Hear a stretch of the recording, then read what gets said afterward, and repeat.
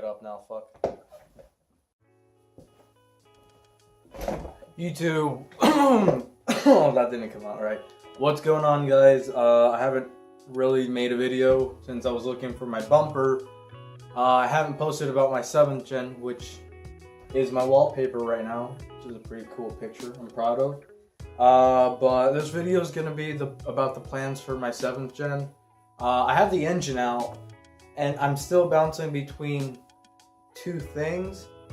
It's basically between sleeving the block and not sleeving it, because if I do sleeve it, I can make some pretty good gains from that, in terms of with the turbo and boosting it and everything.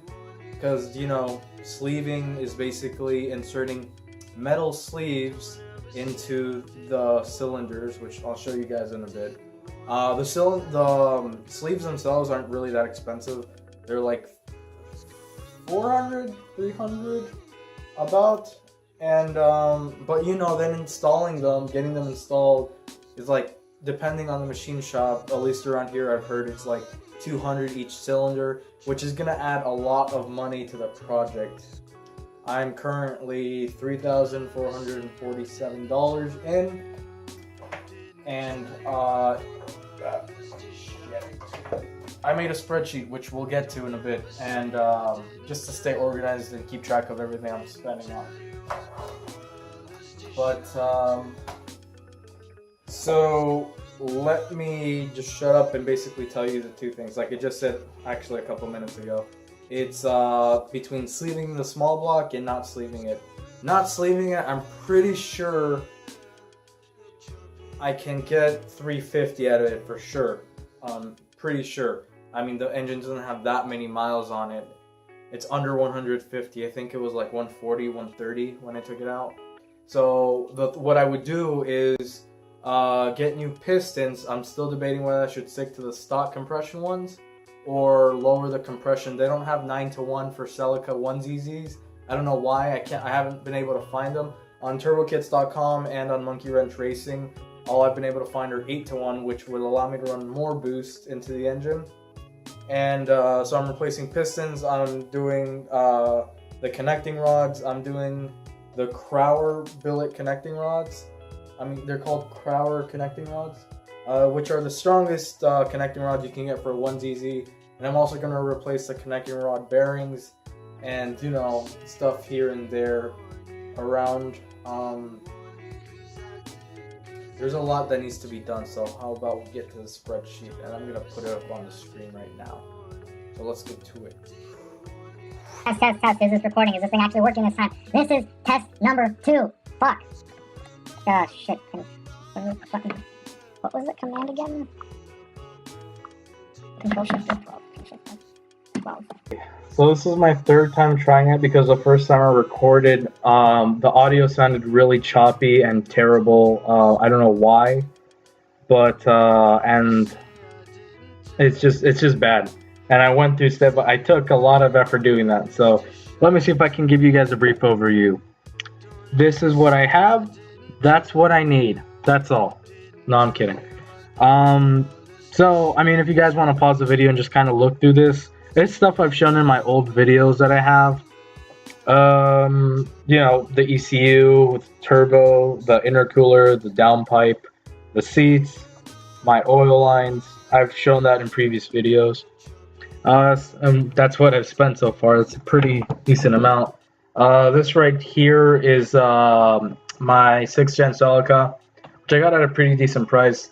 And I'm kind of putting that in the budget also because, considering that the only reason I got that car was so I can work on this one, I'm kind of contributing it in there. So for the needs, I have my Wesco pistons, which I'm debating which compression to buy, whether 8-to-1 or 10-to-1. 10-to-1 is stock, 8-to-1 is a little bit lower, but I could run higher boost. The Crower connecting rods, I need those so I don't throw a rod through the block or anything.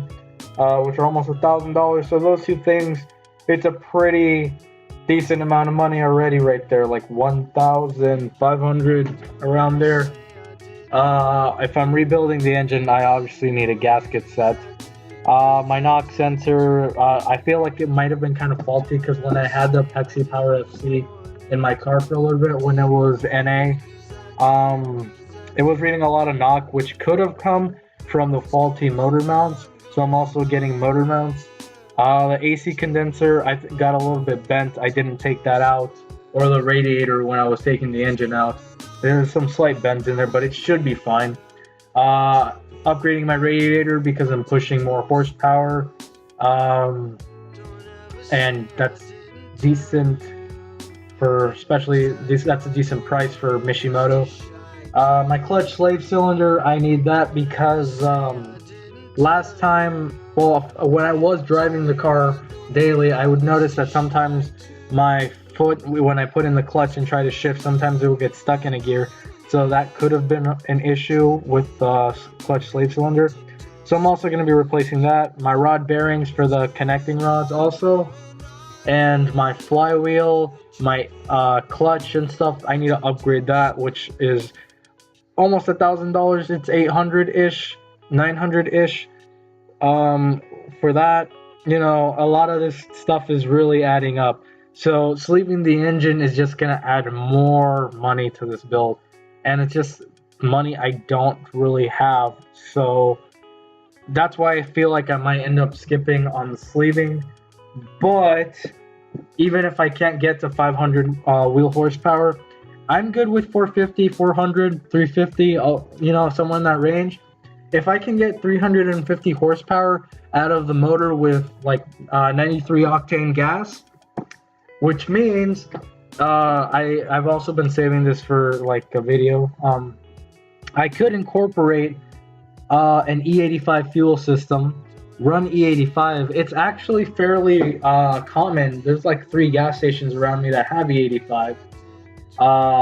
And I could run E85, which I've seen cars gain 80 plus 100 horsepower, but sometimes people tune it down because, you know, they haven't built the engines at all. And I'm kind of building mine, so I feel like I could run E85 and get to 420, 430, almost 450. And a 3-inch exhaust all the way down from the turbo back. It sounds pretty good. I heard this guy, his name's Spider Lee, with an MR2 Spider with a 3-inch straight pipe from the turbo on a 1ZZ. It sounds pretty good. Granted, that is a different setup with the exhaust being a little bit shorter, but I'll put a link to the video of his exhaust thing in the description. And yeah, that's pretty much it, guys. I've spent a decent amount of money already. And I mean, I haven't even written, like, I haven't even typed up what I want. Like, I do want to get coilovers. I haven't gotten coilovers. I do want to get a nice set of wheels because the wheels that I had on my 7th gen, I put those on my 6th gen, and now my 7th gen is on Steelies. And I want this car to be perfect, to basically be my dream car. And there's still stuff on here that I haven't listed, like, I mean, it's not related to the turbo, but I kind of want to redo the headliner with like the Japanese flag, like the background be black with the rising sun red. I feel like that would look cool on the headliner.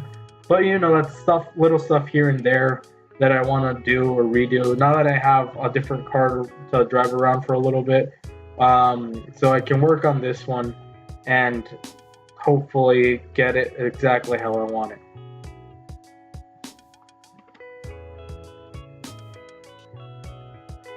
Alright guys, that's pretty much it. So you guys got more of an idea of what's going on with the 7th gen.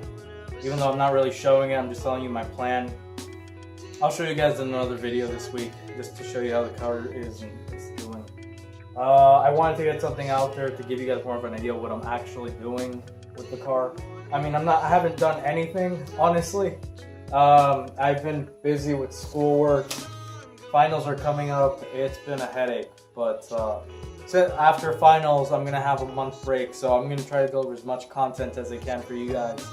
Probably taking apart the 1ZZ, taking off my factory exhaust all the way back. I might be selling this exhaust I bought.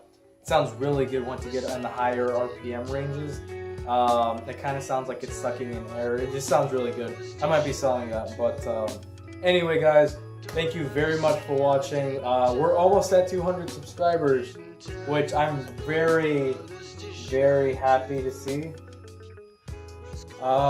This video might feel a little bit rushed because I tried to make it like with time and stuff, and then the audio got messed up and technical difficulties happened. And I have to be at work in 30 minutes now. So, by the way, this hoodie, I don't know if you guys can see it all. 7th gen, 6th gen, 5th gen, and 4th gen Celica hoodie. It's made by Hardtuned. It's a really nice hoodie. It's not cheap, I will say that. It's not a cheap hoodie. However, it's a really nice quality hoodie, the red stitching. They did not sponsor this video, although even if they do, maybe that'd be cool if someone watches it. But I might make a review on this hoodie in case you guys are interested in buying it. And on the back, it has the back of the cars. I feel like this video kind of just turned into an ad for a company that isn't sponsoring me. Never mind. Anyway, guys, thanks for watching. Take care. If you're new to the channel, maybe look through the channel, watch the videos I have. If you don't like them, dislike them. If you like them, like them. There's an embarrassing video of a bad exhaust, which a lot of people don't know that I had to take off because I had an accident, and it's getting some hate from non-Celica people. Anyway, take care, guys. Peace.